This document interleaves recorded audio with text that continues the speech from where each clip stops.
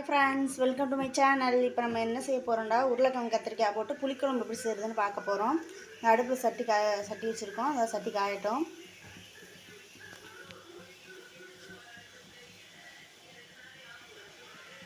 இப்போ சட்டி காஞ்சிருச்சு, எண்ணெயை ஊற்றிக்கிடுவோம். இப்போ எண்ணெய் காயட்டும். இப்போ சட்டி காஞ்சிருச்சு. ஜீரகம் கொஞ்சமாக, கடுகு, வெந்தயம் நல்லா பொரிய விட்டுட்டு கருவேப்பிலை போட்டுக்கணும்.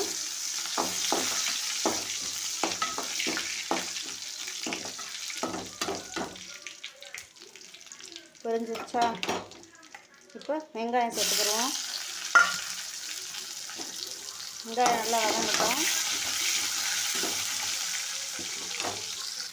கொஞ்சமாக உப்பு போட்டுக்கிடுவோம்.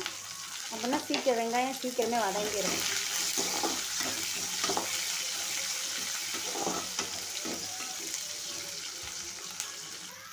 வெங்காயம் வதங்கிருச்சு.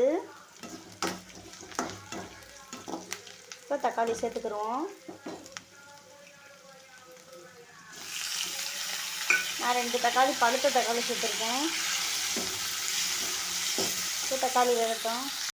தக்காளி வெந்துருச்சு, நல்லா தக்காளி வெந்துருச்சு. இப்போ நம்ம காய்கறி சேர்த்துக்கிடுவோம்.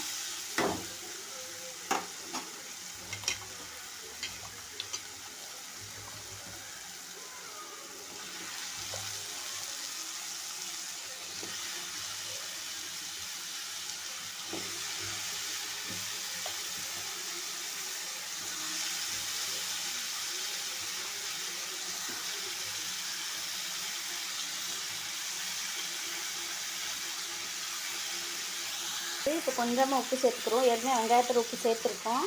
கொஞ்சமாக சேர்த்துக்குவோம். இப்போ நல்லா கிண்டி விட்டுறணும்.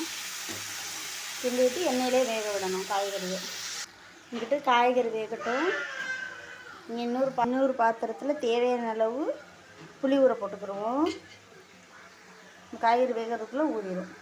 இப்போ காய்கறி இந்தளவுக்கு வெந்துருச்சு.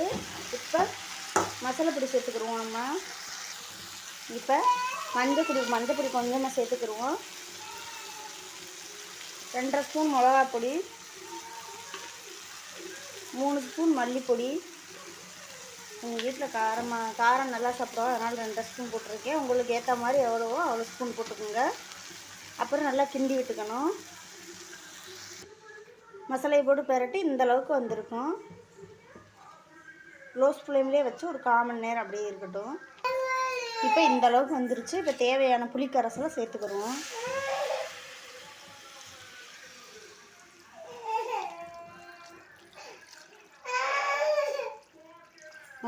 தேவையான புளிக்கரைசல் சேர்த்துக்கிட்டாச்சு.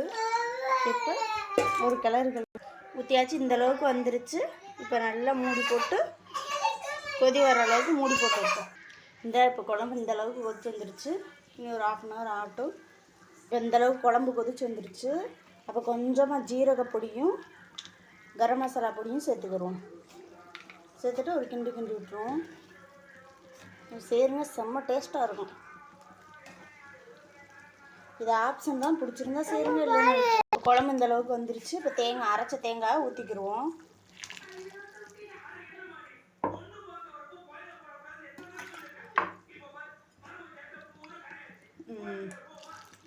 ஒரு 10 நிமிஷம் குழம்பு அடுப்பில் கிடக்கட்டும். இப்போ குழம்பு ரெடி ஆயிடுச்சு. கடைசியாக கொத்தமல்லி தழை தூவி இறக்குன சுவையான புளிக்குழம்பு ரெடி. இதே மாதிரி நீங்களும் ட்ரை பண்ணி பாருங்கள், சூப்பராக இருக்கும். மறக்காமல் லைக் பண்ணுங்கள், ஷேர் பண்ணுங்கள், சப்ஸ்கிரைப் பண்ணுங்கள்.